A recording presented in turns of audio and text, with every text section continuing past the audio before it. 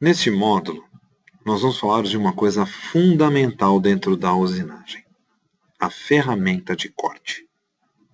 A ferramenta de corte é essencial para ter uma boa produção.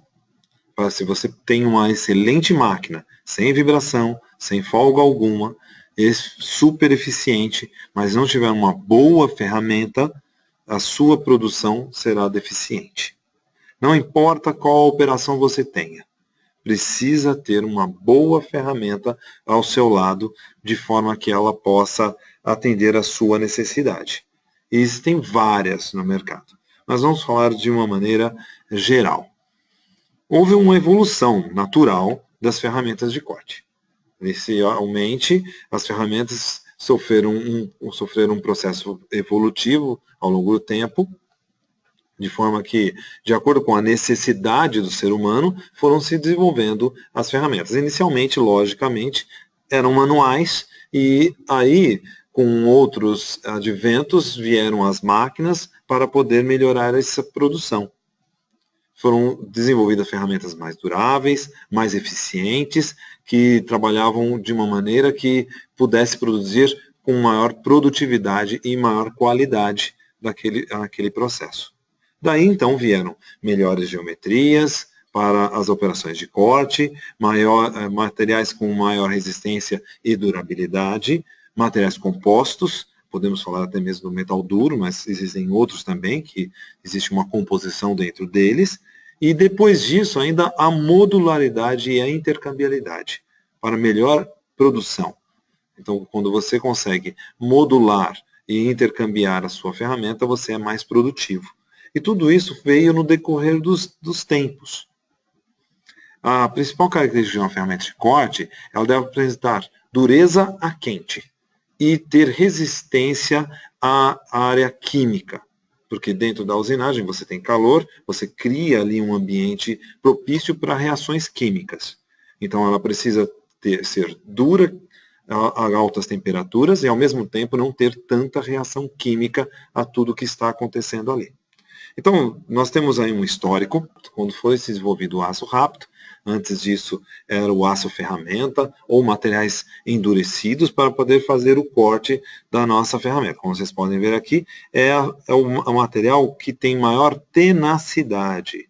É um material que nós temos aqui, dentro desse diagrama, que ele é mais tenaz na hora que você está cortando.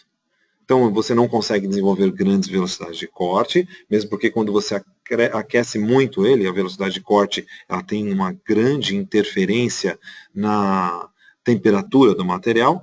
Então, quando ele aquece, ele perde propriedade de dureza. E aí ele desgasta mais rápido. Depois disso, cerca de 1930, nós tivemos aí o metal duro, que veio de acordo com a necessidade de produzir mais, e depois vieram outras ferramentas com uma dureza maior, uma reação diferente ao calor e a quimicamente falando, mas cada um desses materiais eles são apropriados para uma área da usinagem. Então, principalmente nós temos que lembrar que existem vários tipos de ferramentas que podem ser aplicadas naquele porta-ferramenta, seja ele para torno ou para fresamento, e são indicados para determinadas áreas.